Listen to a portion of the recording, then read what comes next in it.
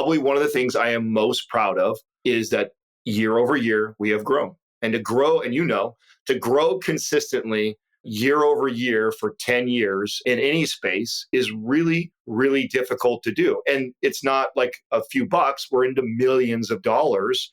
So to continue to incrementally go up by millions of dollars every year, I mean, I'm really proud of that. And I'm proud we've been able to do that. And there's a part of me that the natural side of me is to share and to help others do that. And there's been kind of a lid on me for a long time about teaching and helping that, because part of that kind of I have to kind of share some of that stuff. Hello. I am Mike Matthews. This is Muscle for Life. Thank you for joining me today for an interview I did with my buddy Adam Schafer, who is one of the co-founders and co-hosts of the Mind Pump podcast, the biggest fitness podcast in the world. And as you will hear about in today's episode, one of the biggest fitness podcast businesses. In fact, probably the biggest. I don't know of any other fitness podcast that has as successful of a business as Mind Pump, that generates not just as much revenue, but more importantly, as much profit.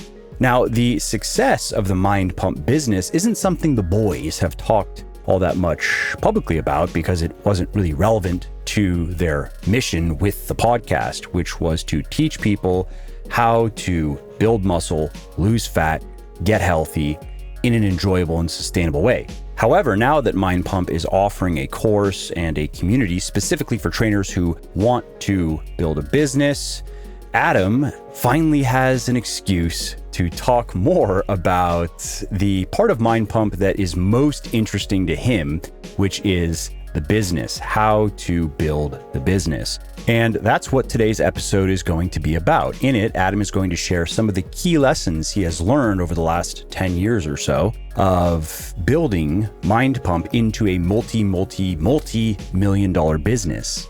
Before we get started, if you like what I'm doing here on the podcast, and if you want to hear my musings on mastering the inner game of getting fit so you can reach your fitness goals faster, check out my book, The Little Black Book of Workout Motivation. In it, I share wisdom and insights from hundreds of scientific studies and scores of legendary artists, authors, entrepreneurs, philosophers, generals, and conquerors, as well as my own biggest aha moments that have helped me overcome the things that were most holding me back. Here's a little sneak peek of what you'll find inside. The easiest way to instantly increase your willpower and self-control in any situation, no matter how you feel in the moment. 3 science-based psychological tricks you can use to stay strong during moments of temptation. A simple 10-minute technique for beating procrastination and skyrocketing productivity. How to stop telling yourself, I'll be happy when, and find immediate joy and satisfaction right where you are. The 40% rule that Navy SEALs use to dig deep and screw up their courage when they need it most, and more. And all that is why I've sold over 60,000 copies of the Little Black Book, and why it has over 1,000 4- and 5-star reviews on Amazon. And you can find the Little Black Book of Workout Motivation on all major online retailers like Audible, Amazon, iTunes, Kobo, and Google Play. Mr. Adam Schafer, it's great to see you again. Always good seeing you, man. We were due to catch up, as we say, just because for people listening. So Adam, we always enjoy any discussion that we have. We just live busy lives and end up in our routines. And I mean, I understand. I was telling Adam, you know this, I was telling Adam that, I mean, really, I even have to think about, maybe not go as far as scheduling, but I have to keep in mind that I need to make some time to even make phone calls, to just kind of maintain relationships. I don't see many people in person these days just because of my living circumstances and my routine. And so I never take it personally when somebody I would consider even a good friend hasn't reached out in a while, because I know what it's like to be busy and to have so many things going. And I know what it's like to feel like you actually just never have enough time to fit in everything that you want to fit in. Do you think that's a actual individual thing, or do you think that's something that you acquire as you reach a certain level of success? Like, for example, in my opinion, like as I've kind of climbed that ladder over time, I've recognized that my friends who are like uber successful are like that. What I've derive from that is that, if you got to that level of success, you understand the amount of things that you have to manage and relationships and this and that. And so you could not talk to each other for 6 months, a year. And there's not this animosity of, oh, we're not friends anymore because you didn't call me back, you didn't talk to me or something like that. Am I just not important enough? Yes, yes, but at lower levels of climbing that kind of, say, success ladder, I would have that a lot with certain friends, especially friends that I grew up with and stuff like that. They take it personal because it's like, man, I love you, but it's not that. I've just got so much on my plate and so many other people that I'm always having to manage, and it happens, right? So do you think that's a thing that's like that built in you, or do you think it's something that once you reach a certain level, you had more of an understanding? I would say it's the latter for me personally, because when I was younger, just trying to figure out what I'm going to do with my life, I always had a work ethic and I always was a kind of a goal oriented person.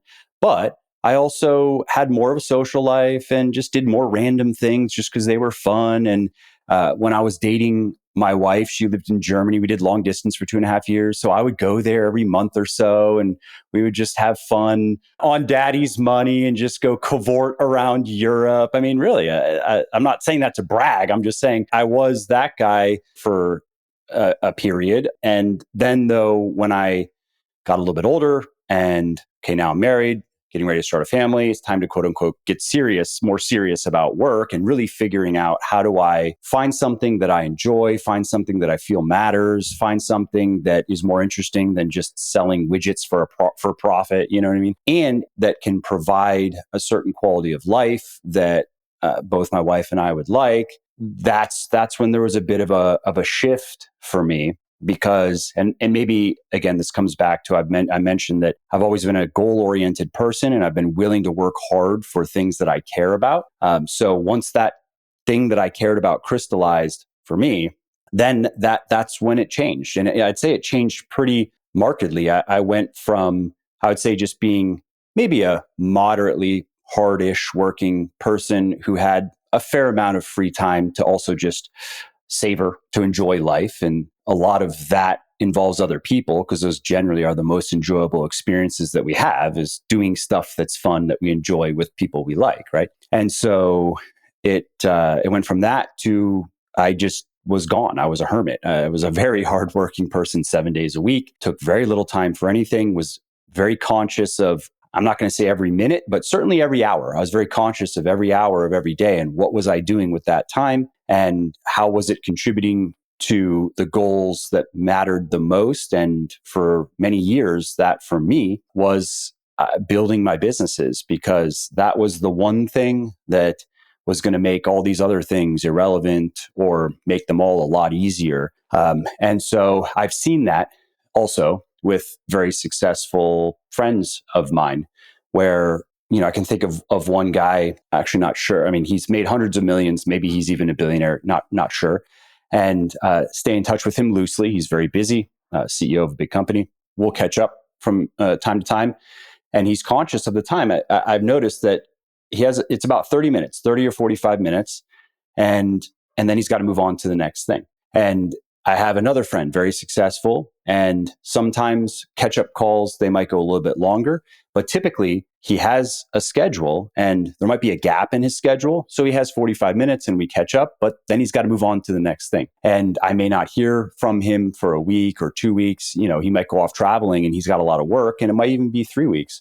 And so yes, that is in my experience personally, and then with some of the most successful people I know who are still in that mindset of striving, like they're still trying to achieve things. That's the rule rather than the exception. And I suppose I've seen with some very successful people a little bit later in life where there seems to be a change in terms of what are they trying to do now, and they've strived, they've succeeded, they've accomplished the biggest goals that matter the most to them. And now the goal is actually to savor life a bit more and to put more time and energy into relationships and to consciously just enjoy life more. And that makes sense to me. I'm just not there yet personally. Do you believe you're going to be? I mean, do you think, because, Some people think you just keep moving the goalpost, right? And then you wake up one day and you're 75, you're uber rich, and you never stopped and smelled the roses. Or do you think? I mean, to me, you strike me as I feel like we have this in common, where like I have a pretty set kind of plan and idea of where I want to be comfortably, both financially, business wise, where my family, and then I feel like okay, I feel like I could shut it down or at least turn a big portion of it off. Do you feel like you have a very clear picture of that? Based on my experience with myself, I'll say this: I'll be surprised if, so long as I have my health and I have mental acuity and I have energy, I'll be surprised if I can just take it easy, quote unquote, and not really have much on the agenda, not really have much that I'm trying to achieve at all. That sounds boring to me. And I've never been the person, again, I haven't been who I am now. And I've liked to think that I've improved as I've gotten older and I'd like to continue improving. But I have always had that part of me that likes to have very clearly defined goals that are challenging, that require a lot of hard work. I like that. And I like going through that and seeing if I can do it and so forth.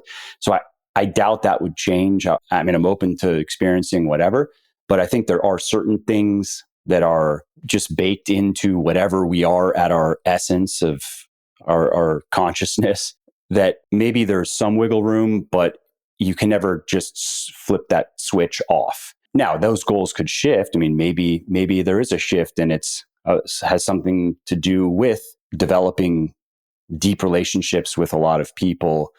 But to me, I don't know if that's an end unto itself, aside from just enjoyment. And that's fine. And I like to have some enjoyment in my life. But if we're going to go to the cliche of 80-20, right? I'm okay with 80% work and do hard things and be uncomfortable, and 20% take it easy, enjoy, go on trips, eat the food, look at the rocks and so forth, you know? Yeah, yeah. No, I mean, I apologize for hijacking your podcast and asking you the questions, but this is on my mind a lot. I think about this a lot at the current stage of life and business that I'm at, and so not sure if I've completely formulated what that will look like exactly. And I mean, I have days where I feel more of this way and less of that way, but I do feel like that's a lot of what's on my mind right now. So I always like talking to guys. I have a question for you then. So for you currently, with where you are and how everything's going, which I want to get into on the business side of things, and you look to your future of not necessarily at what point would you feel like you've done enough and now you could just sit in that chair indefinitely and be happy, right? Or be satisfied with yourself smugly. But with where you want to go, is it, how much of it is financial versus non-financial considerations, which could be many different things? Maybe it's specific accomplishments or something else. I thought it was financial for a long time. Like I thought it was this dollar amount of like security. Yeah, saying, oh, if I just had $30 million or $50 million, then I could finally check the box. Yeah, yeah. I really did think it was like a place like that. But recently, I've had something happen that has really made me kind of rethink that, because we have got to a place. I don't know if I told you this because it was after you and I talked last, but in January of this year, we moved to a 3-day work week. And so that's been interesting. And it's been a really interesting experiment. I find myself on the days off, this would be a day off, doing stuff that would be considered somewhat work, right? Even though I'm getting to hang out with a buddy and talk to you and catch up, like it's a scheduled thing where I'm on and we're doing an interview, right? So I found myself like getting a little stir crazy, having 4 days off for a week. Now, of course, there's been times where it's like, this is amazing, right? We take off for the weekend and go to the lake for a 4-day weekend and feel like I get plenty of fun and play and recovery and then back to work again. But I find myself missing the job, missing work more than I would have realized, especially if I'm not busy doing something active like that. We're, like I say, going to the lake or going on a Yosemite trip with my best friend or something like that. If I'm not doing that, I can't just sit around at home. I feel like I've lost purpose and and fulfillment. And so, yeah, there's this part of me, and that has nothing to do with a dollar amount, right? It's not like I need, it's because I don't have this. Yeah, an extra X million dollars wouldn't change that at all. Yeah, exactly. It would not satisfy or change that feeling that I'm having. It's purely like, wow, I really do love, kind of like what you said, having a goal and working towards that. And there is, there's something to be said about the struggle. I don't know if I've ever told you this, but there was a really interesting moment that I had with Katrina. This was like, I don't know, 5 years ago or so, somewhere around there. And I'm driving home from work, and I'm really like frustrated with my partners. I'm like cussing them out loud, fucking sour, and like, and what I'm mad about is that, like, I think that, I feel like I care more about this scaling or moving or these other things, and the other guys don't care as much, and I'm bitching and I'm yelling, and I'm like, she's on speakerphone in my truck as I'm driving home, and she lets me kind of go on this rant, and then I stop, and I like, are you there? You listening? And she's just like, yeah. And she goes, are you done? And I'm like, well, yeah, I'm done. What does that mean? What do you have to say? She's just like, would you have it any other way? Would you want it any other way?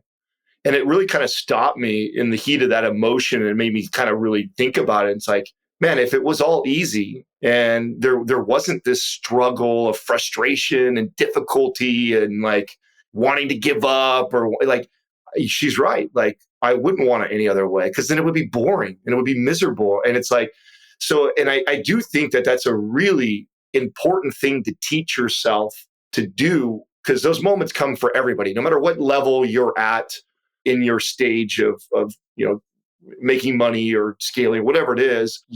Everybody has those moments. Everybody has those moments where they want to pull their hair out or scream at a partner or a coworker.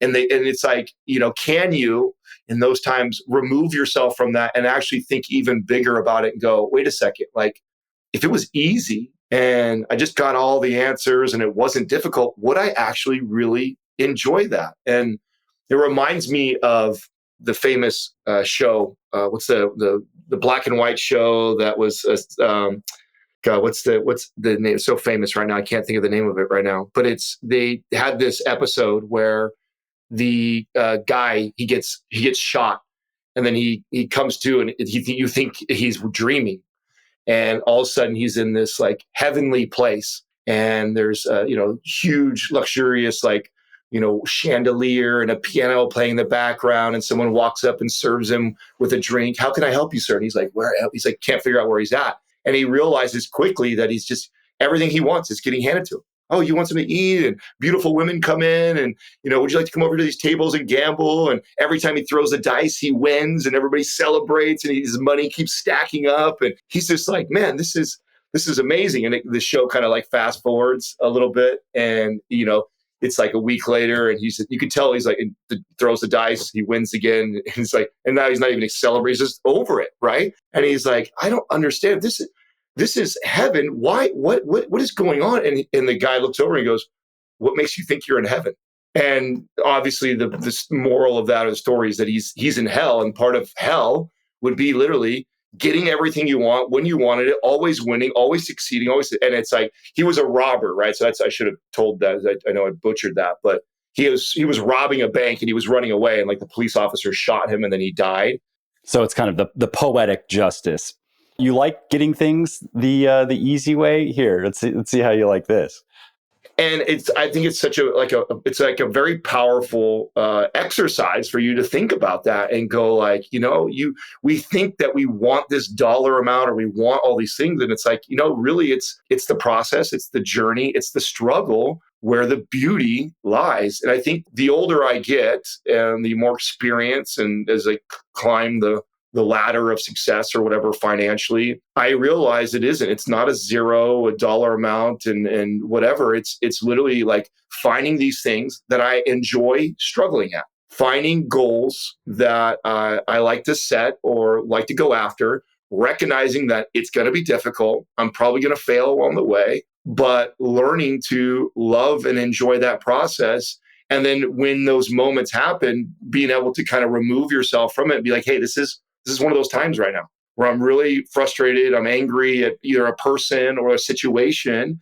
and I need to be able to, and I just think that's like I kind of feel like that's a super hack into learning how to be uber successful. And I find this in common with all my friends and people I know that are really, they have figured this out.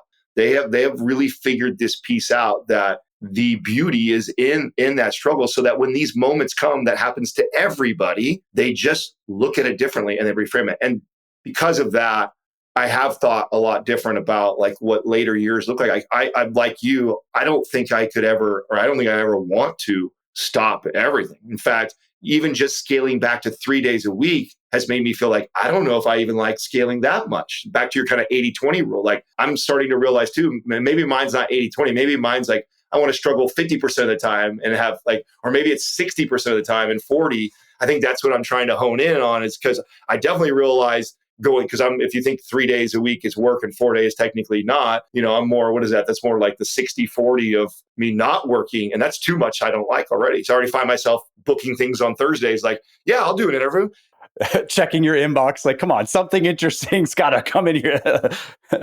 Yes. So, and I know obviously there's people probably watching you like, oh, it must be nice. This, that. It's like, well, I mean, yeah, it is nice to have that option. And I think that I'm very blessed that I can make that decision. But I guess the hack there though is understanding that along the way, because if you think it's going to be when you reach a certain dollar amount, like I think that you'll find yourself probably pretty miserable. And the people I do know that have a lot of money that are miserable, this tends to be it. This tends to be, they just keep moving the goalposts. They just keep, it must not be, $1 million. It must be $10 million. And then it's like, maybe it's not 10 million. It must be 100 million. And so I think I'll forever look for things that I'm not good at or that I struggle with, but I like doing or I want to pursue. And I guess at this point in my life, I'm just trying to figure out what balance of that do I like? How much do I want to struggle and be difficult in my life? But I'm definitely learning that it's more than not. I want more struggle, more challenge than I want easy, which is kind of crazy to think. And I don't think I would have known that until this kind of recent transition of the 3-day work week. And it's really made me evaluate that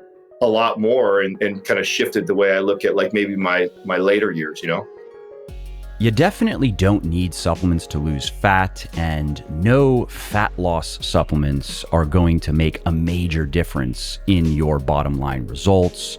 How you eat, how you train, how you sleep, those are the primary factors that determine how quickly you lose fat. But if you have the budget and you have the inclination, supplementation can help you lose fat a little bit faster. And that's why I created Phoenix. It is a 100% natural and stimulant-free fat burner that speeds up your metabolism, enhances fat burning, and reduces hunger and cravings. And in terms of bottom line, real world results, when you combine Phoenix with proper diet and proper exercise, it can help you lose up to an additional 1 to 2 pounds of fat per month. And the reason Phoenix is so effective is simple. Every ingredient is backed by peer-reviewed scientific research and is included at clinically effective levels, which are the exact doses used in the studies that found benefits. And all that is why I have sold over 200,000 bottles of Phoenix and why it has over 1,900 4- and 5-star reviews on Amazon and my website. So if you want to lose fat faster, and if you want to experience less hunger and cravings when you're cutting without having to pump yourself full of harsh chemicals or stimulants, you want to try Phoenix today. Go to buylegion.com, buylegion.com/Phoenix, PHOENIX, and use the coupon code MUSCLE at checkout, and you will save 20% on your first order. And if it is not your first order, you will get double reward points. That is 6% cash back. And if you don't absolutely love Phoenix, just let us know, and we will give you a full refund on the spot. No form, and no return is even necessary. So you really can't lose. Go to buylegion.com/Phoenix, use the coupon code MUSCLE when you check out, and you will save 20% or get 6% cash back, and try Phoenix risk-free and see what you think. Do you think about the magnitude of the goals and how big do you want to think? And that would be a reflection of your own estimation of your abilities, but also your appetite for pain, right? Like how much pain are you willing to take, and how far might that take you? Yeah. Yeah. I do think about that. Like there's a part of me that always wants to like set goals or go after things that are stretching my capacity. At the same time, I'm like also trying to balance this like, at what point though do I sacrifice the other things that I've already decided in my life are far more important? Example, like I know that my wife and my kid are, especially being a father now, fatherhood to me is a relatively new 5 years now, new thing for me to have.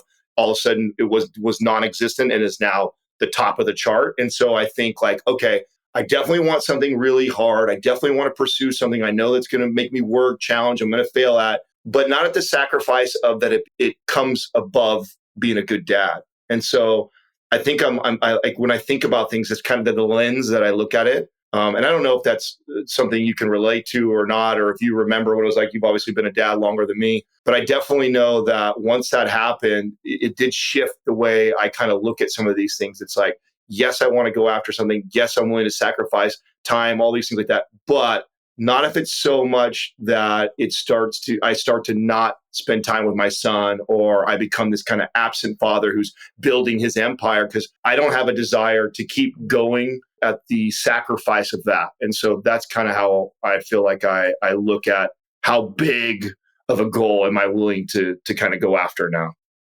Let's use that as a segue to business. We started on a tangent that is interesting to us, hopefully interesting to the listeners. But the primary topic that I wanted to speak with you about was business, and it's something that I don't want to put words in your mouth, but I think it's at least as interesting to you in all the time I've known you as fitness, and in some. I think maybe it's sometimes you're even more interested talking about business and thinking about business than fitness. Maybe you vacillate back and forth. And so over at Mind Pump, you guys have had a lot of success. You don't talk about it much publicly. If people really follow and pay attention to things, they can maybe connect some dots and figure out that you guys are doing quite well, but maybe not as well as I don't think that many people know you guys are doing as well, and you've done as well as you have, because that's not the focus. The focus is helping people with their fitness and with their health. And recently, you launched a new product, a new service to help fitness professionals do better in their business.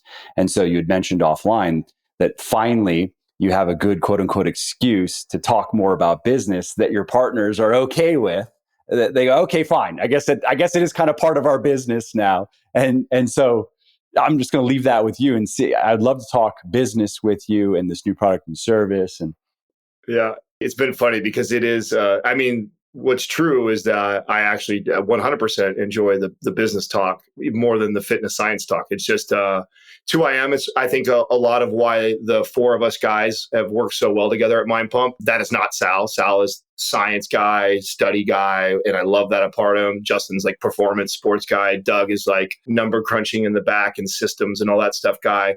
And so we all tend to have these different things that we're more passionate about. Now we share the fitness thing in common, but we're more. And what's been tough for me about the business side is that, this whole process has been an amazing journey and a lot of learning lessons. And when I learn something, especially if I failed something and kind of figure it out, like I like to share. I like to share. I like to help others. Like it's helped me grow and be a better version of myself and be successful is by doing that, giving to others, sharing the things I'm learning. And it's been tough for me because, Doug's really put a lid on me when it comes to like talking about the money and the finances, and rightfully so. Like, I think that we did a really good job of not talking too much about that to convolute our message of helping people. But you're right. we've transitioned the business into helping other coaches and trainers scale and build and have a financially successful business. And now it makes a little more, and by the way, it's still a little bit of pulling teeth. We got into it a little bit because, Doug made a comment about me saying something like, putting our numbers out there and stuff like that. I said, Doug, you got to understand that this business that we're doing now is this teaching other trainers and coaches how to build a successful financial business. And there's still people, believe it or not, that don't think Mind Pump is that successful and just think we're four guys. Well, they might just listen to the podcast and they like the podcast. And as far as they know, okay, it's a podcast and you guys sell some workout programs. And is this your full-time thing though? Like how many times you've been asked, people will still ask me that. I take no personal offense, of course. And I've been fairly open with Legion's numbers because I've thought about this. Like, should I share this? I don't care to get attention for it. But if it's relevant to a conversation and I'm, to your point, I'm trying to establish some bona fides, like just for some context, Legion will do about $50 million in sales this year. Okay, so there's some context. Now, maybe I'm going to share some business advice or some marketing advice, and it's not for the purpose of making me look cool. I don't care at all, but it's just to make what I'm going to say a little bit more credible than, okay, so Mike has a podcast, and it's like kind of popular, and I'm going to take business advice from this guy. And Legion, I guess I've heard of that. I don't know. Everyone has a supplement company. I think it's a bit even more extreme for people like you and I'd say us fall in this category because in today's era, the formula is as soon as you get a little bit of success, you can afford a payment on the Lamborghini or any. As soon as you can start faking it, you start faking it. First, you start with renting it. You rent that. That's what you do first. Yes. So and that's been kind of the formula on the social media, and really the four of us, everybody was pretty successful. Now, obviously, we're far more successful today, but everybody was good financially. Everybody had already had houses, cars, retirement, a lot of stuff before we even all got together. So for us, it wasn't like that. And plus, we were all turned off by that formula that was happening, especially in the fitness space, because we know like there's not a lot of money in fitness. So I know these trainers aren't that rich. You know what I'm saying? I know how it is to make money in this space, but yet that is the social media game. As soon as you got a little bit of money and success, even if you're faking it and renting it. And so I think that because of that, that's somebody's comparing me to this, 25-year-old fitness influencer who's been rocking his Lamborghini for the last 2 years. And so and whether I like it or not. Or now you're competing with the be your own boss, work from home crowd as well. Yes. This is now, and I do it for the same exact reason for you, is just to build some credibility of who's this guy talking about business and telling us or giving us advice around this, like what, because he's got a little podcast, or it's like, well, no, the business has done pretty well for quite some time. And I'd say, and we've scaled. I mean, we've been 10 years, we're on 10 years in January. Probably one of the things I am most proud of is that year over year, we have grown. And to grow, to grow consistently year over year for 10 years in any space is really, really difficult to do. And it's not like a few bucks, we're into millions of dollars.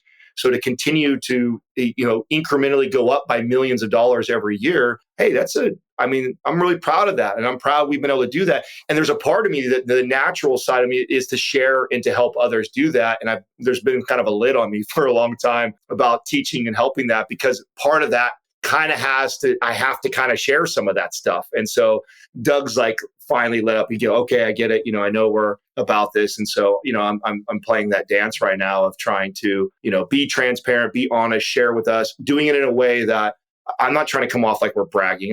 It's not me to show that. So it's really about that, is building that credibility before I go tell other trainers and coaches how to make money. I best have been doing it for long enough, making a lot of money. And so I think that's kind of where we're at with the businesses. And yeah, this business has been, it's been interesting.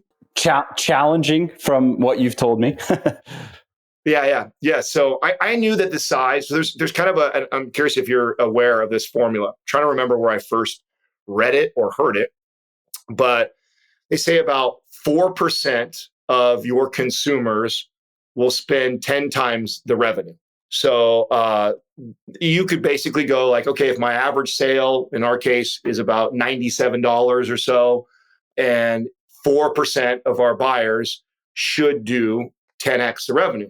Now, that might not sound very much, but once you've scaled to a size volume-wise, like where we're currently at now, like the business, on average, we do between 250 and 300 program sales a day at that average dollar of $97 to give some context.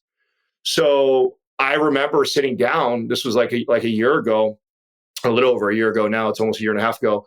And sitting down and kind of number crunching that and going, oh my God, like we literally are missing out on $2.5 million a year by simply not having a product our consumers would want for that dollar amount. So instantly it was like to the drawing board, what made the most sense for us and what we were doing? I could have went the route of, I guess big training packages for the general population and sell big programs and like that. We kind of went, you know what, like we love helping coaches and trainers. There's an opportunity to help them scale and build their businesses. That's probably a more likely product to fit in the $900 to $1,000 range. And so then we went to work. And rule one, the same rules apply to this business as every other business we've done before. Is like, okay, can we go out and deliver something that is so valuable that when somebody pays that kind of money, they get it. They go like, oh my God, this was worth 10 times that I got that. Or can they take things from that, tactically go implement it into their business and see the difference in revenue for themselves that trumps any dollar amount they spent on the thing or invest on the thing with us? And then can we also find a way to build into it and grow the value of it over time so it just keeps getting better and better? And so that was the first problem to solve. Could we create that? And we spent a year building the content around the course. I felt like we saw a massive need in the market. I think in your experience, when you look at like national certifications, some of the best ones out there, NASM, NCSF, ISSA, all these great ACE, all these great certs, they primarily focus on the core things to be a good trainer, meaning like how do you take, nutrition, biomechanics, program design, all things that you need to know if you're going to take care of clients. None of them put a lot of energy or any focus on, okay, now that you're a trainer and you're knowledgeable and you can really go help a person, how do you get people in front of you? It's like I feel like there's such a massive need in the market for that. And this harkens back to my journey in the space. So I admittedly have shared on the podcast many times that like, I don't think I was a very good trainer. I wasn't. Like I was the youngest, least experienced, probably you could even say least buff trainer when I entered the space at 20 years old. And I quickly was thrusted into leadership and managing 20 trainers underneath me that were smarter, more experienced, better looking than I was, but yet I was leading. Well, why? I had a knack for business. I had a knack for numbers. I had a passion for that. And I've always been passionate about business. And like what I naturally do when I learn, I give. And so I was doing that with my peers at an early age, and they were all having more success. And so it made the natural progression from the leadership team. They saw that in me, like, hey, this kid's young, but he's helping all of his peers make more money. Let's put him in a leadership role. And so that's how I got to that position. So for me, this was like I went a long ways working for a company, 24 Hour Fitness, and had a lot of success, not being the smartest when it comes to the physiology, nutrition, biomechanics side of being a personal trainer, but because I understood the business side. And honestly, there hasn't been a lot of people that have entered that space and done a really good job of helping coaches. So I thought there was a massive need in the market to create a product like that to help people. And there's a lot of like sales courses and sales gurus out there, but we wanted something very specific to personal trainers that like the stuff, the conversations, the challenges they're having with. And so that's the product. I mean, we put all this time and effort into building that. And it's an at-home course that they can go through. It's about 40 hours of content. So it'll take you probably a few weeks, maybe even a few months, depending on how fast you learn, to make your way all the way through it. And then that community is inside a private forum. So once you purchase that course, you're now in a private forum of all the other trainers that have. And then I allow them to steer the content going forward. So one of the things that's been awesome is I've been able to leverage the popularity of Mind Pump podcasts to garner the attention of any science, doctor, medical professional in our space that would love to get on our platform, of course, for themselves. And so what I do is I ask my coaches every month, hey, where do you guys challenge? Oh, you have trouble training clients with menopause. Let me go get the New York Times bestseller for that. Or let me go find one of the most experienced doctors with clients that are challenged with menopause, get her inside of our forum, have her speak to you trainers and coaches how to help these people for an hour. Then I take that content and bolster the certification course. So now going forward, that's in the course. And so that's really what this year has been about is, first delivering a product that everybody bought and said like, hell yeah, this was worth it. now using that community to help steer on how do I make that product even more valuable, and then bolstering that content. And then what I'll do is I'll actually slowly increase the price on that product over the course of the next, say, 3 to 5 years. So as I build out the content, and what we did, we've closed enrollment. So it's like we open enrollment so people can come in, then we shut it down so we can focus on the community, on what their needs are. And then I'll open it back up, say, in a month or two. And every time I do that, I'll incrementally move the price, as because we're building more into it, up. And so people that are in it from the beginning will, get it as they'll automatically get all that value. And then it offers me the ability to continue to scale the product as we go. And so that's kind of been the formula for that business right now. And it's doing really well. It's more so now that I've fired the CEO that was running it before. I mean, this is an example of what we were talking about earlier. A mistake I made was thinking this was the right person for the right job. We really wanted to build it and then set it and let it go and allow, pay someone really well to be that person who oversees it, manages it, and does all the things that I said. And then the guys and I can just focus on the podcast and steer leads in that direction. Well, what we found is that was not happening, and it wasn't happening for a while. And so I've now reinserted myself back into that business. And currently I'm going to run it. I don't know at what point, if I will relinquish leadership to it. Certainly not until I feel comfortable that I have built the right systems and found the right person to remove me out. Ultimately, that is the goal. But for now, I'm scaling it, I'm running it, and the guys are, right? All of us. I say me, like it's not just me. Obviously, my partners and I are all working on it, but I'm spearheading it right now for us to scale and grow. And, some context for numbers. When we launched that business, it did $750,000 in 2 weeks, right? So we did about $750,000 in the first 2 weeks it launched. After that big launch, which of course the podcast, all four of us were focusing on building all these leads. We had about 3,000 trainers show up to the live launch. After that, the thing just went and was trending at about $7,000 a month after doing $750,000 in 2 weeks. And I allowed it to stay there for a good 6 or 7 months, kind of hoping that this guy would figure this out and turn it around, and just hadn't. And then just by reinserting the four of us back into the business, we saw a 10x within 2 weeks of what it had been doing. So it's off and running again. And then hopefully I can fix a few things and keep scaling it. What mistakes do you feel you made do you think with this guy, it was the wrong hire? Did you not do your due diligence on the front end? Or I'm just curious, like what lesson have you taken away from that experience? And it's obviously not, well, yeah, the guy sucked. That's the lesson. No, definitely not. It's not the lesson. It probably for me was, there's a couple lessons in here. Mistake number one was, and I'll tell you why I did it, right? And not to make an excuse or justify this, but like the thought process of like, because I'm part of like a network of other like high performing CEOs that look like a mastermind group that we all meet and talk about business with that. And they're all like, man, why did you pay him so much right out the gates? Why didn't you attach some of his to his performance? And why didn't you only pay him this kind of salary and then he can make, well, because I was afraid it was going to do too good. Like I wasn't sure. I knew the power of the brand and the size of the podcast, that my guesstimation was it should be about a $2.3, $2.5 million business out the gates if we do everything correctly. But the upward potential was bigger, and I didn't know. And so I didn't want to give this guy a salary and go, oh, and I'll give you 10% of the business or a percent of the business. And then it just explodes, and it explodes because of the power of the brand and not particularly because of what he did. So that was mistake number one, was thinking that way. I thought that way. I was more afraid because by the way, I also have made that mistake in the past. I did that early on in this business when I first started the advertising department almost 6 years ago or whatever it was. And I had somebody early on and I gave them percentages of everything.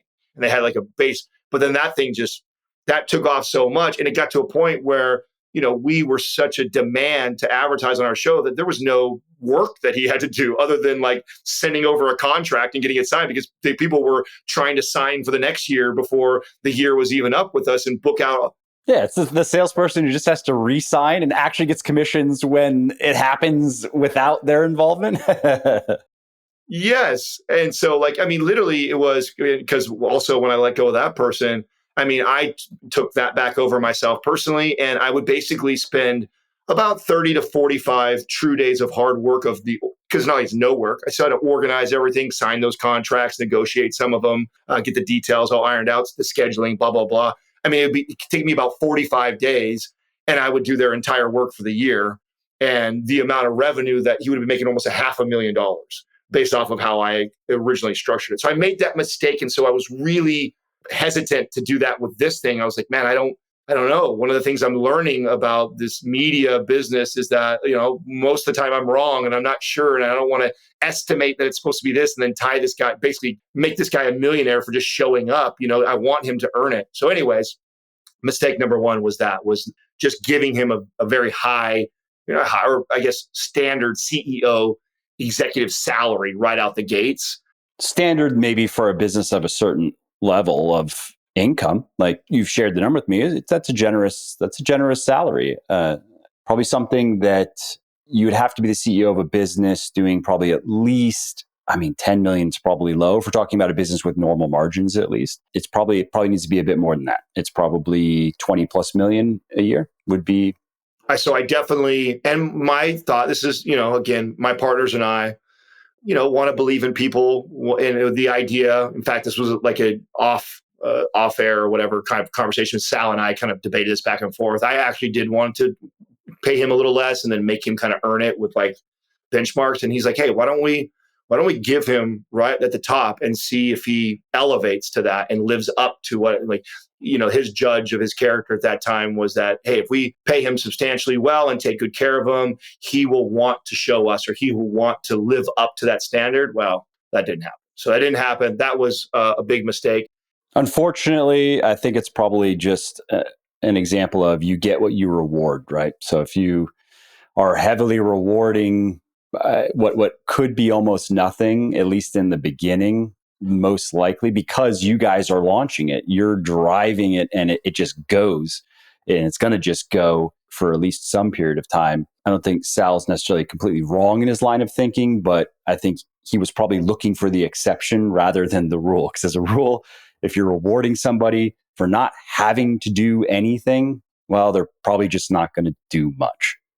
Now, the other thing was, and this is a lesson I feel like I know this lesson, I know this rule, yet and I'm sure you have examples of stuff that like, better, and yet you still, bang your head against the wall or allow yourself to continue to have to learn this lesson the hard way, which is like, this is, for me, it's like when my gut tells me, to cut it or to let go or move on, like, the soft, empathetic side of me tends to allow it to drag on longer. And I always know, like, the sooner I would have done that. I mean, so looking back, I probably would have saved the company, I don't know, at least 100,000 or more if I would have made that decision sooner. And who knows how much faster we'd already be on track, because look how on track we are already. So maybe even more that I hurt the business by not doing it faster. So those were the two learning lessons. Now, the positive side of this and the foresight that I did have and part of what led to the salary and all those things was I remember like having this conversation, and I said to the guys, I said, listen, the reason why I want to hire and do this with somebody else is because we have so much on our plate, and we were already kind of attempting to build towards this, and we just weren't. We were getting distracted with everything else. It was like an afterthought. And it's like, we need to financially commit to somebody that we know we're paying a bill, who's going to spearhead and drive this thing, because at this point, we're leaving so much revenue on the table that every month that goes by that we don't have it, we're losing potential revenue. And so I'm willing to pay this much because I know how profitable this business will be.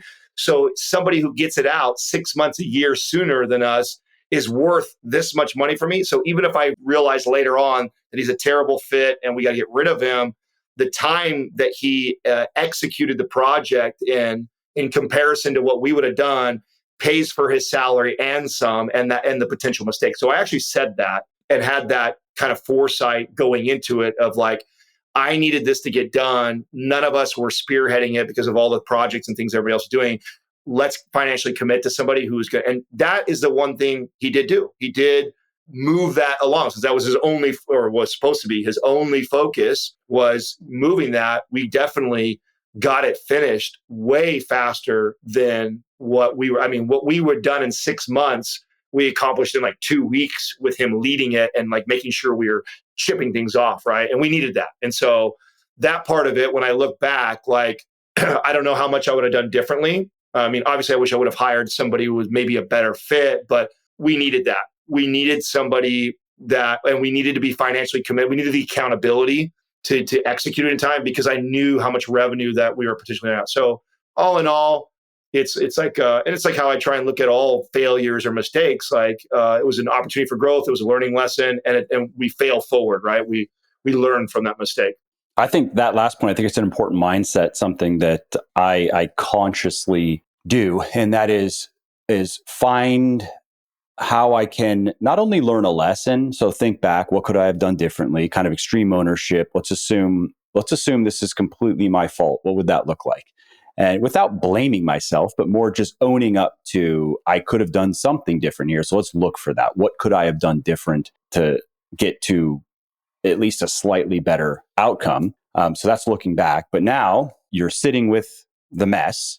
So now it's, well, how do I take this mess and turn it into something even better? And sometimes it's hard and you have to really think about it and you have to get over your own emotions about what's going on. But I find that to be a constructive way to deal with problems, to deal with failures, to deal with your stone worker for your house that you're building, ruining 3 slabs of stone, and now you're out of stone, and now you get to go and find new stone and a new fabricator and so forth.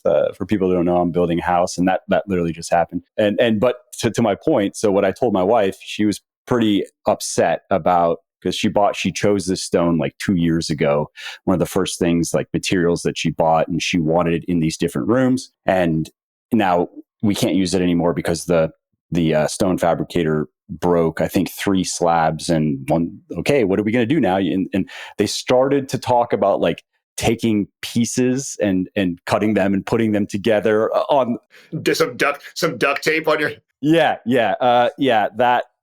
That conversation ended quickly. But what I told him, I said, okay, we're going to get credited for the finances. So you had mentioned some time ago that if you hadn't bought that stone then, you thought you had to buy it then, you actually had more time than you thought, you would have actually probably picked something else out. You really like that, but there are other types of marble that you like even more. You probably would have gotten something else. Let's use this as an opportunity to do that. Let's take the money that we get from the stone that's now ruined. We can add some money to it, and let's get something that's even better. And just an example, it's silly and it's first world problems. And it's nice. It must be nice. I understand, but it's just an immediate example I'm dealing with right now of how I try to deal with setbacks and deal with situations that could spiral emotionally in the other direction.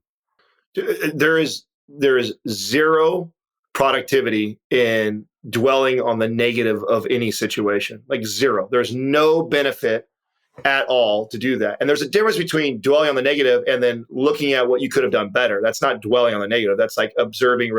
And I think part of that is from right out the gates, reframing the way you look at it as this is an opportunity. Like always, like to your example of what you're using right now is like, yeah, okay, this really sucks. We can all agree on that. And this really makes me, my initial knee-jerk reaction is upset.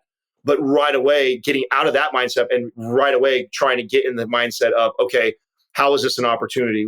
How can I turn this into something better than the situation that I'm currently in? And the faster I can get my brain over there, the quicker I can get to a result, and the better the result is going to be. And the better you feel.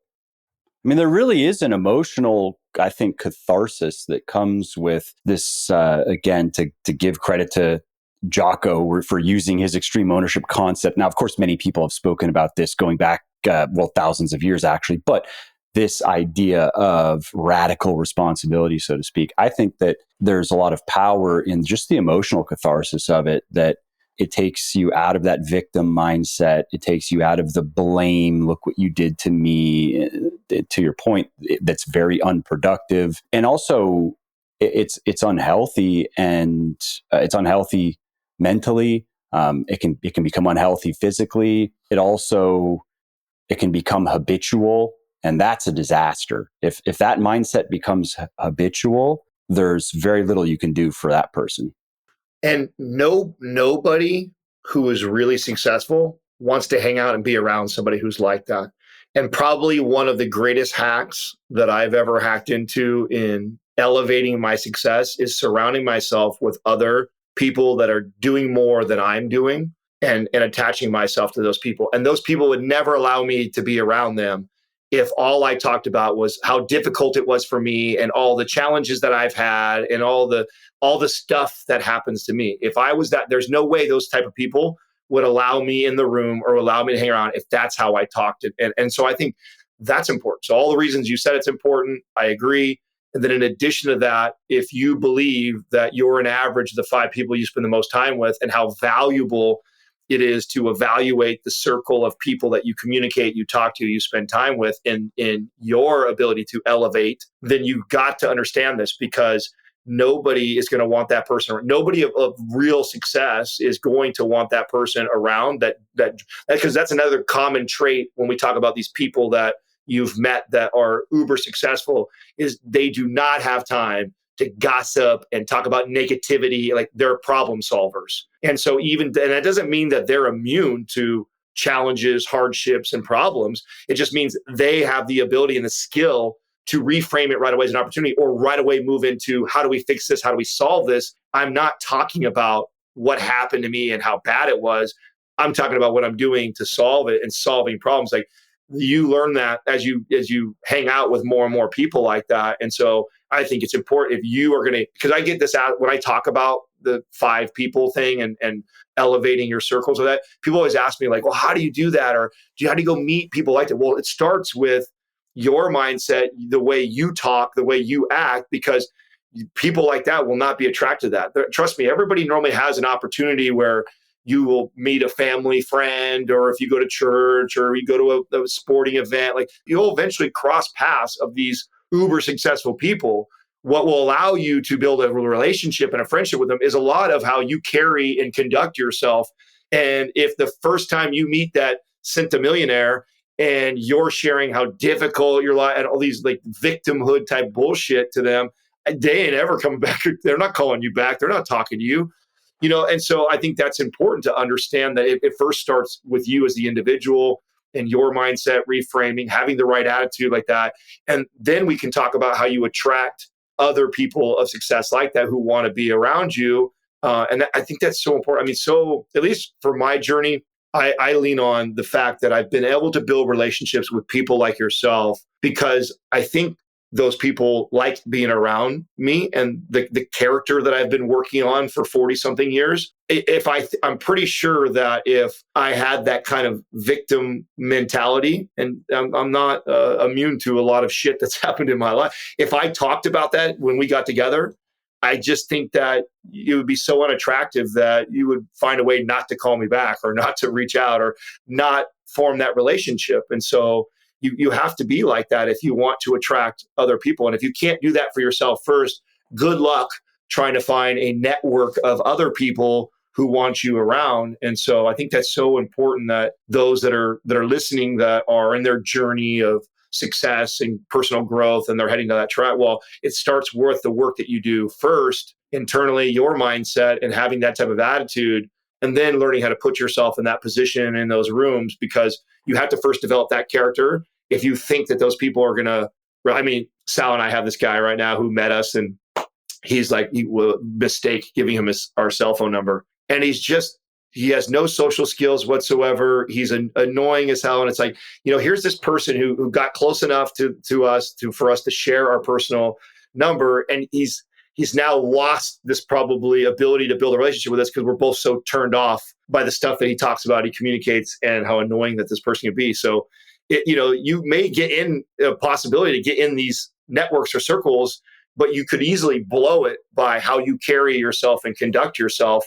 I think that's it's something to I don't know, speak to or pay attention to, because I real quickly you'll become a very unattractive person to be around if all you do is talk about how hard it is for you and how difficult. It's like those successful people don't want to be around that.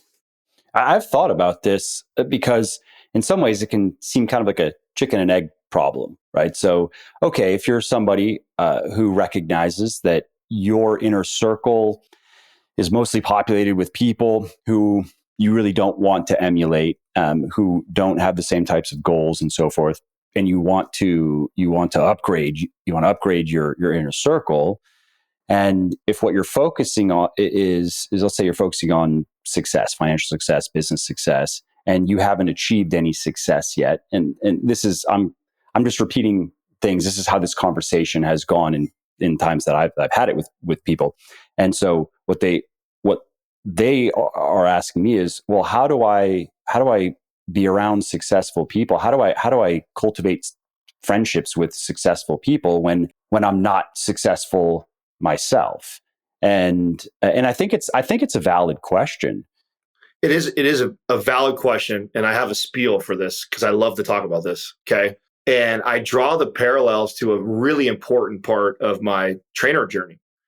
So there became a time in my fitness journey, training people, where I really started to evaluate, like, man, nobody is following and adhering to these diets, or a very small percentage do. Even the ones that do, after they're done with me, they put all the weight back on. It's like, they're not very successful with it. And part of this is, I think, too, people can be rebellious at nature. And so if you tell them you can't have these things, you can only do this, sure, they could probably discipline themselves for a while, but then eventually that rebellious side comes out. Okay, so how does that have to do with this? Well, later on in my career, I fell into this hack of how to get people to adhere to their diet better. And what I started doing as a coach and a trainer is I stopped writing meal plans.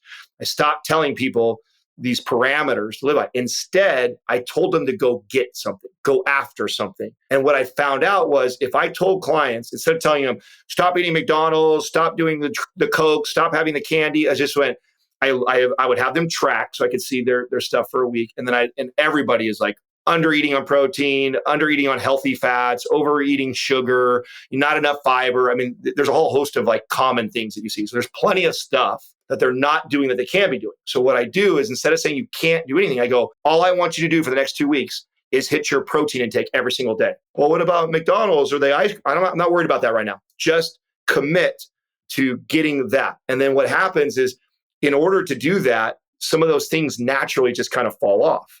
Yeah, all of a sudden they're not as hungry as they normally are, and they're eating the McDonald's, but they just cut their McDonald's in half simply because they're not hungry.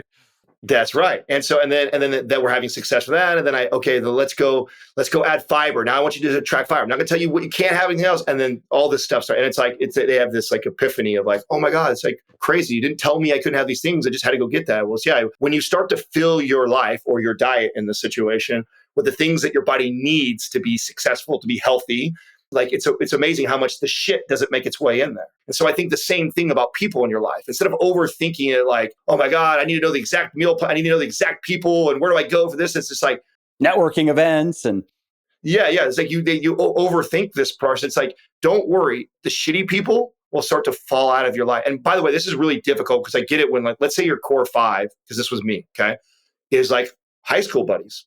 Go all the way back to high school. You guys have loyalty and a bond, and you went through lots of trauma together as kids, and so you're extra bonded, and this is your five. But then you recognize you're an adult now, you're in your mid-20s, you're trying to climb, you're trying to get better, you're trying to grow, but your five friends are losers. They just are. They're not, I mean, you love them, but they're smoking weed, sitting at home all day, and they're not doing shit with their life, but you love them because they're like a family member to you, and you're like, fuck, how do I do this?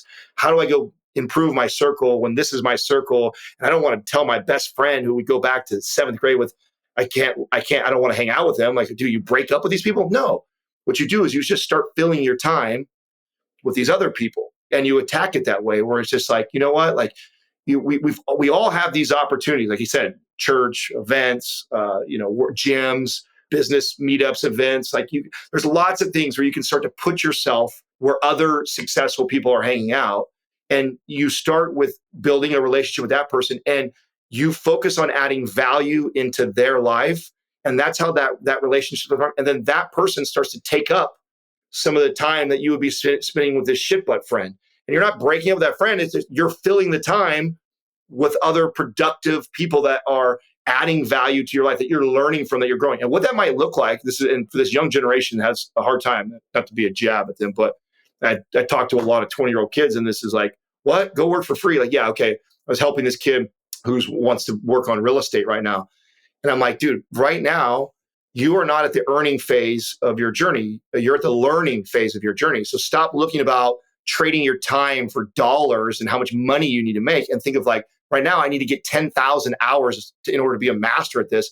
So go learn. Okay, I'll tell you right now, in the real estate space, if you go show up at some random realtor place, find out who are some of the best guy or girl in the whole place, and be like, hey, I would love introduce yourself and say, is there any way that I could help you set up houses, pick up your signs free on my time?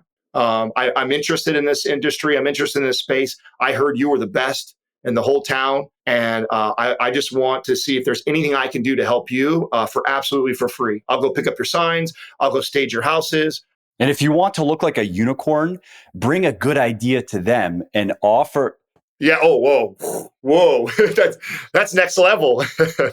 And then if you want to be the rainbow unicorn, well, you bring a good idea that you've actually already put some work into, and you've already started implementing it, and you have a proposal like, hey. I mean, that's next level. That's like home run. Like if you do that, like I'm even talking babier steps. If they say no, it doesn't matter. Move on to the next person because they're a fool. Yeah, exactly. And somebody will recognize that. And let me tell you, there's a lot of kids that work for me today that have listened or heard me say this and have found a way into our ecosystem by doing things like this. Because I will always bet on someone's character.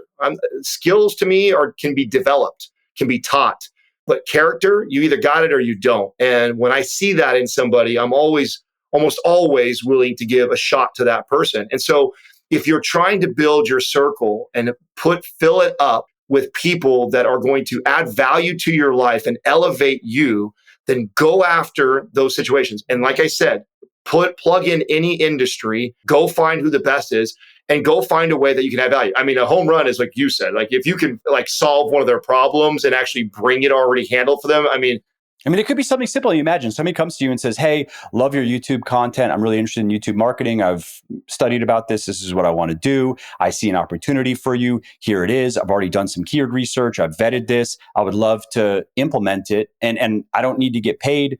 I'm here to learn. If it could go my way, I would love to just intern, do more free work, prove that I'm worth something. And if I can do that, maybe I can get a job. That's a great example, right? That's a great example. If you came to me and you said, hey, Adam, I watch your YouTube. I went ahead and changed some of your thumbnails to these images, and I changed some of your keywords and this like that. If you want to try and implement it, I'm pretty sure you'll get 10 to 15% more views from that. Yep. Here's the logic, quick little explanation. Yeah. And then set it, let's see. And then I go plug it in and do it. And I go, holy shit, that kid was right. We just increased our views by 10%. Like I'm calling that kid back. He's going to drop. So we can play this game all day and give all kinds of examples to every industry. But this is where these young kids get stuck.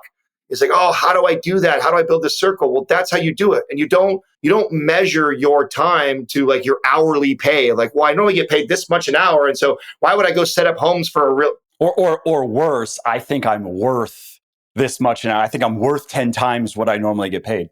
Yes. Go prove that. Go prove that you are that way. And when you do this, okay, and this happens, okay, like you mentioned, maybe some idiot dismisses you, he's rude, he doesn't spend any time. That's okay. So what? Like somebody will, the right one will. Like the person, you wouldn't want to work with that guy anyways. If that's his character and he's too dumb to see the type of character you have and not want to find a way to help or work with you, well then shame on him but you'll eventually get to a guy like me. You'll eventually get to somebody like me in his industry who sees what you just did and goes like, whoa, hold on. I know I'm not hiring right now. Yeah, but I'm always hiring the right people. That's right. And this is how you do this. You don't need to have a breakup conversation with your 5 loser friends.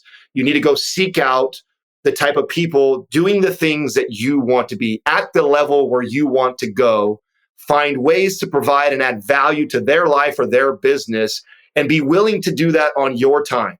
And you start relationships this way.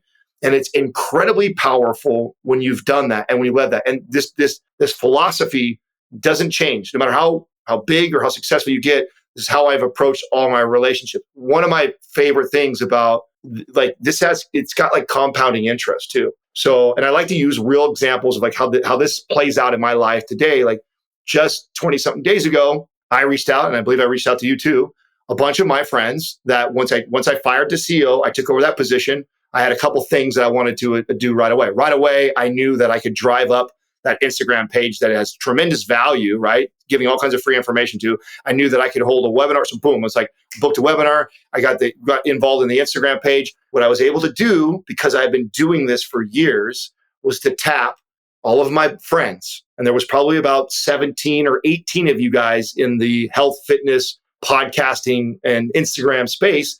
I just sent a quick message. Hey, could you do me a favor? Like, I'm trying to get some traction on this page like that. It's a free challenge. I'm not asking for money for them. I'm not asking for you guys to sell anything for me. Can you share a free, valuable page that I've built? And like instantly, I took that page from 700 to I think it's at 3,500 followers like that. And it was all because all the years of doing things for others and spending time with these people and building these relationships. And so now I have built the credit with these people to be able to do that. Like it wasn't like right after Mike, I did something for Mike one time that I could call Mike and ask for a favor. I would never do that.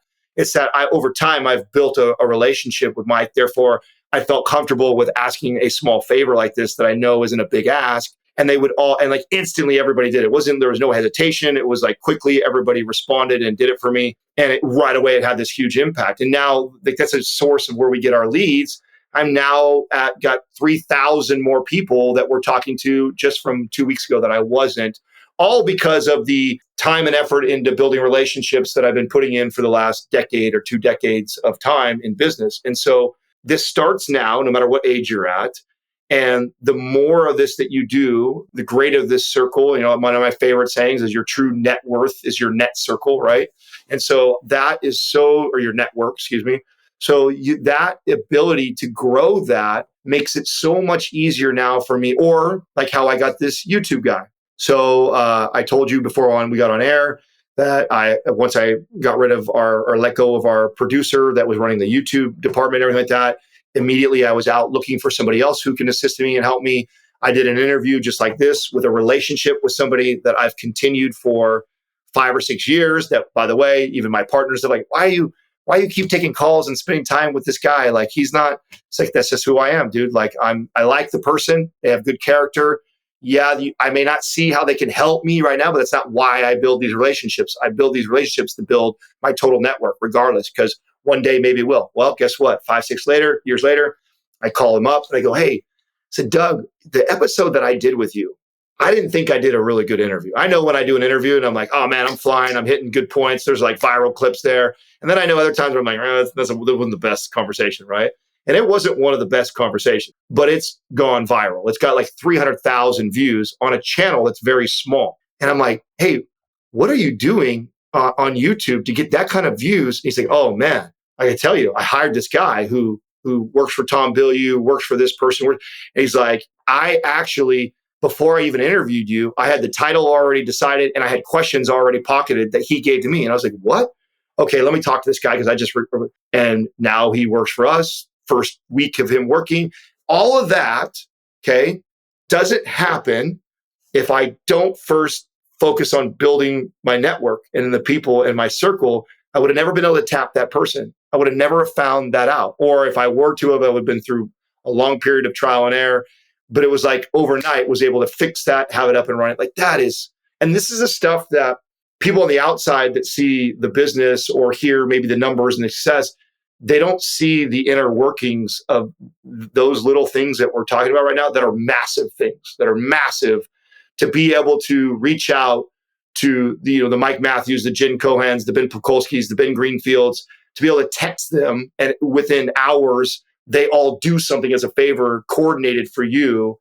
That doesn't happen had I not put hours and hours and years into keeping relationships and doing for others. But because of that, I've built a lot of credit all over the place that allows me to do that. And that has helped me be very successful. And I couldn't do it without all of you guys. There's no way. And I can't stress enough on how important that is first. When I first put that time and effort into my relationship with Mike Matthews, with Jen Cohan, with Ben Pekulski, I'm not going like, oh, well, I get paid this much. And so if I'm going to spend an hour with them, I should get this in return. And, oh, if I did this for Ben or Mike. Or making a note like, did a favor for Mike on August 25th, 2017. And after two more favors, I will be asking for a favor. Yes. And that's it, because that's a follow-up I give for people. Well, how long do you do that? I said, you do it forever. And you know what? 1 out of 10 may reciprocate it. Because let me tell you, I told you that I reached out to about 17 people that did it, but I probably have done for 50 other people who wouldn't reciprocate that. That's just part of the game. Like you have to know that part of building your network is along the way, you're going to find people that don't have the same character or don't value that the same way.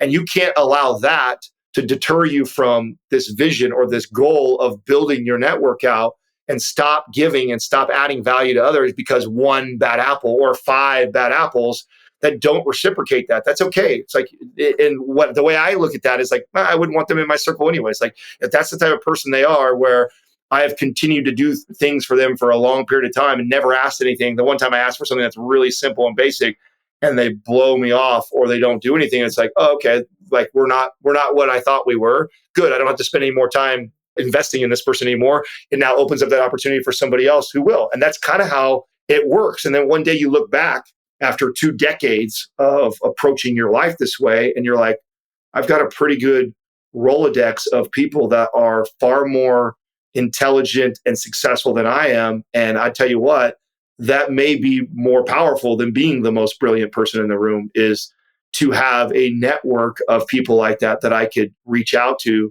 that are far more intelligent and successful than I am. And I mean, a great sounding board too. And I found, I'm just speaking personally, in having close friends who are smarter, more successful and so forth than I am.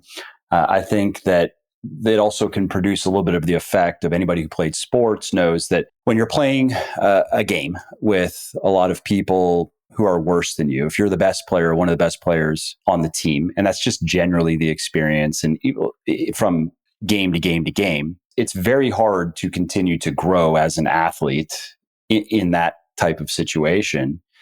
Whereas if it's the other way around, if you're one of the worst players, you're good enough to be on the team, but basically everyone is at least a little bit better to a lot better than you. That is going to produce, as a rule, there can be exceptions. Maybe you have an exceptional individual who's just so driven internally. But even in that case, what do they say? You need the flint and you need the steel, right? So even for that person, they're going to grow faster by being surrounded by people who are better than them, and being okay with that, and deriving motivation from that.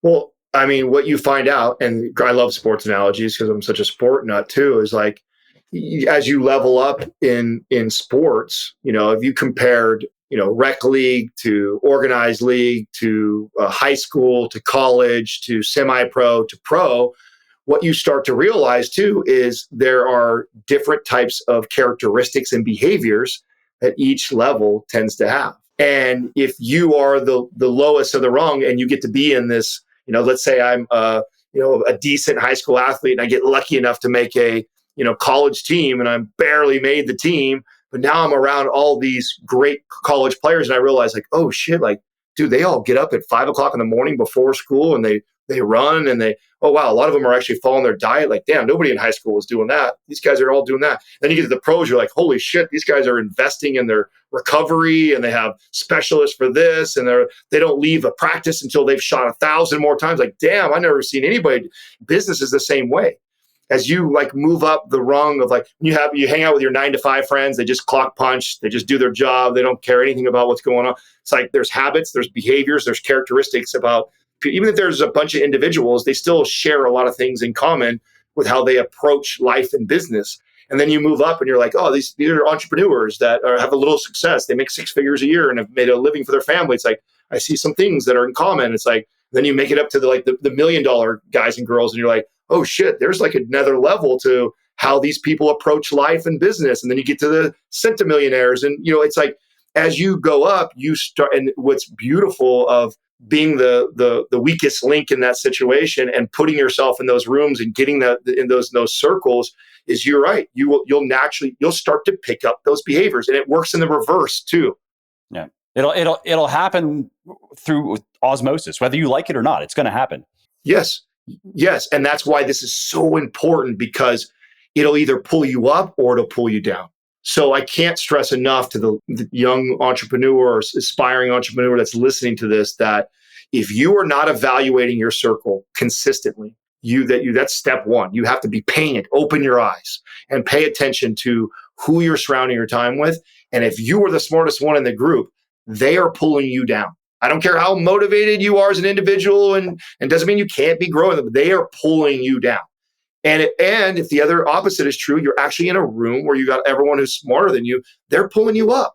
Even if you keep falling and struggling and stuff like that, they're helping pull you up. And so you have to pay attention to that, because like you said, by osmosis, you're going to adopt some of those characteristics, the way they communicate, the way they act, the behaviors that they do, for either good or bad. And so to me, it starts with understanding that. And I wish I knew that. Like I didn't learn that until like mid-20s. I wish I understood that at a younger age, because I think if I would have hacked into that earlier, I think I would have climbed faster, because I can definitely look back at my life, and I definitely had these like stagnant periods where I was comfortable, where, paying the bills, having fun, having a good time. But when I evaluated where I was at success and business wise, I was really plateaued. Well, guess what was also happening at the time? My circle was plateaued. I was hanging out with the same dudes. I had already elevated above all of them. I was the most successful friend of that group. And because I had all this loyalty and attachment to them, I continued to hang out with them. And I wasn't proactively seeking to add other people in my life that were going to add value and elevate me. And once that light bulb went off, it was game on. And to this day, I just kind of have that. I sit back and go, who am I spending a lot of time with, or who am I not spending time with that I should be spending time with, and proactively go after it. And just to pick up on this comment of being pulled up or being pulled down, if you're somebody who's trying to network up, so to speak, then you do have to understand that in your case, Adam, and in my case to whatever degree, if we're being cognizant about who we are investing our time and energy into, we do want to make sure that we're not investing time and energy into people who are going to pull us down. So it's okay if we're talking strictly success, business success. It's okay if we're going to invest time and energy into somebody who has not achieved as much business success as we have. Totally fine. But, and this comes back to character that you've been talking a lot about, but they cannot be somebody who has not achieved as much business success and who has the character or has a character that is going to bring us down. And so in this conversation that I've had with people who have asked me, similar to the sound, people will ask me about this point of network and how did I approach this and how can they better cultivate an inner circle of people who are going to bring them up. I always try to make this point that you have to think about it from the other person's perspective. And even coming back to giving value, right? Reaching out saying, hey, I came up with this new YouTube strategy that might work. It's not that you're trying to You're not trying to feel good about yourself. It's not about stroking your ego and you're so important that people should give you their time for free. Not at all. It's you can only invest so much time and energy into your relationships, into your work, into anything that is outside of the hours that you spend in bed sleeping. And if you are trying to be conscientious with your time and energy, you're very resistant to investing in places that is just going to produce nothing. And that doesn't necessarily mean a financial return, but just nothing, or even worse, it's going to be a negative return. And so coming back to character, if I heard you right, what you are really looking for is evidence that this person has the character that is not going to, if I bring them in, that they are going to help me pull them up. They're not going to drag me down, and I'm okay helping pull people up. But I need them to be all in. I need as much of their assistance as they can give, because otherwise it becomes too much of an impediment in my own life. And so again, this is something I've tried to explain to people. I think that if I think about the people who are in my inner circle, I don't actually, for me, I don't care too much about how successful, quote unquote, somebody has been. It's not so much about what have they achieved, certainly not about how much money that they've made. However, I do very much care about who they are as a person. And what I've found is the people I seem to resonate best with, they just have certain character. They are a certain type of person who also just happens to, on average, succeed at something. And maybe the something that they chose, it's never going to make them a centimillionaire, but they chose it because they love it and they're good at it. That's great. Maybe it is something that makes them hundreds of millions of dollars and they're really good at that. That's great too. I don't even instinctively admire the latter more just because they're richer. I'm not personally impressed at all by money, really. But it's more about, what does that money represent? How did that person make that money? What does that say about them? Again, coming back to, who is this person? And it sounds like you go about it more or less the same way. I do. I'm actually really glad that you made that point, because I know sometimes it can get misunderstood as like, I have this measuring stick of like, oh, you have to make a certain amount of money for me to do that. No, like, it's what I value. So I have men in my life that don't make a lot of money at all, but they're incredible fathers. And I admire that attribute about them. And I want more of that attribute. And so I make an effort to keep that in my circle, because my definition of success isn't just a dollar level. It's also being a great father. It's also being a great husband. So I'm attracted to character that, and now what tends to happen is those people many times are successful in all these other realms, right? That's what you start to find is like, if he's a good dad, he's a good husband, he's probably pretty good at his job, or takes ownership, solves problems, does all those things. Like it's actually kind of hard to not also succeed in your work if you're that kind of person. You almost have to intentionally not succeed somehow. That's exactly right. So I'm glad you clarified that, because sometimes it can sound like I'm saying, oh, just go find all the rich guys you can hang out with. It's like, no, it's not what I'm saying at all. It's like, but what you tend to find out is something that a lot of very highly successful people have in common. That also transfers into other behaviors and habits in their life. And so I'm looking for that characteristics in those people. So I have men that I surround myself with that, I admire something about them. To me, that's how I look at it. It's like, you are successful in an avenue that I find a lot valuable in my own life. And if I admire that, like I want that in my circle, because I want that to bleed into me. Like, I want to pick up some of that energy. And it can be fatherhood, it could be husband, it could be financial success. Spiritually, I have spiritual leaders in my life that are broke. I mean, those guys don't make any money, right? They live off of a church type of income, but they help keep me grounded and focused on my highest value, that it's not money or myself or something else. And so, I admire their ability to do that. And so I want that in my life. And so, yeah, I think it's important that people understand that too, because I know it can be turned off for somebody who isn't motivated by money. You don't have to be motivated by money to attract that type of person. And so it's important that you understand what that is. And I 100% have continued to, and I'm always evaluating that. I'm always looking at what that looks like sometimes. And that can kind of adjust and change. Sometimes I can be so heavy in the business side that I know, like, man, I'm the other things that I know are really important to me. I need to spend some time with my other buddy who's like this. Like, I admire that about him. And, because maybe I'm right in the trenches of scaling a business or firing somebody. And so, like, all of a sudden my attention goes here. And what I try and do is kind of evaluate that. I might look back and go like, oh, wait a second. I've been focused so much here that my spiritual guy and my buddy who's a great father that I love, like, I haven't been spending much time with him. I need to do that. I don't want to lose that balance in my own life.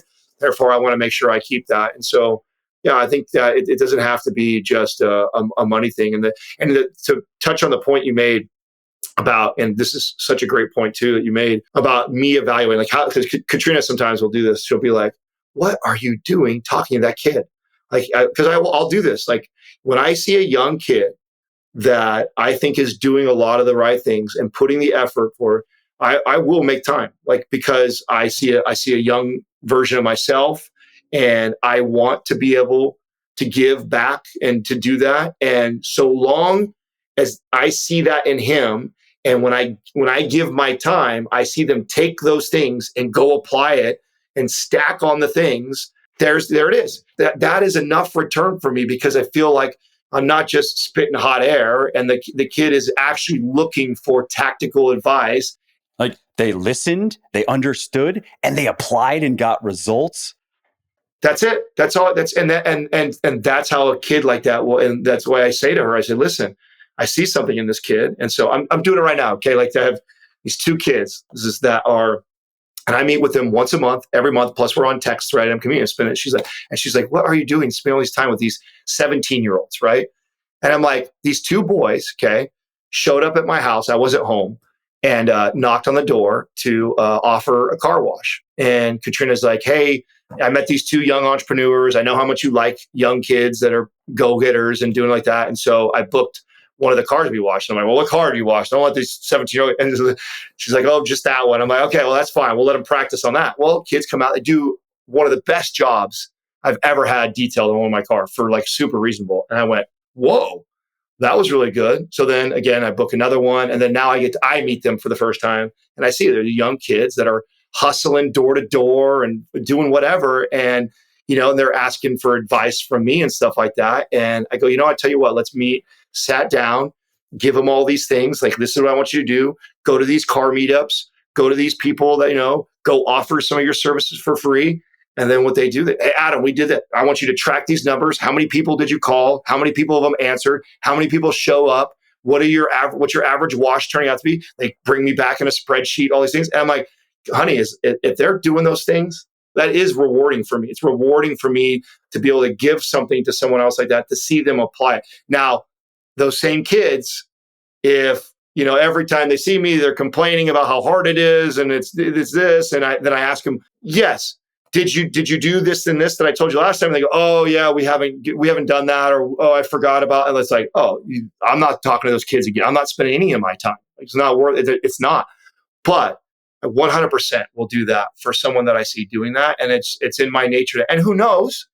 Maybe those kids become uber successful in the next 5 to 10 years, and they can actually help me out at one point in my life, because I've seen that happen. I've seen me spend that time early on investing in helping somebody, even when there's no monetary return in me, but I get the value of watching them apply the things that I've learned and then go do and build something for themselves. Very rewarding to do. And also sometimes does pay back down the road. So yeah, no, it's like something literally happening right now in the last, like, 3 months. And to that point of, if I didn't see those characteristics in those kids, I'm not letting them come in my house and spend 2 hours talking to them about their car wash business that makes 40 grand a year. You know what I'm saying? Like, that is there. Most people, that's what my wife is like, "What are you doing? Like, this doesn't give you anything or help you with anything." I said, "No, it's not about that all the time." It's like, if I see something in somebody like that, I really admire that character, even though they're not at a financial level as I am, or business level yet.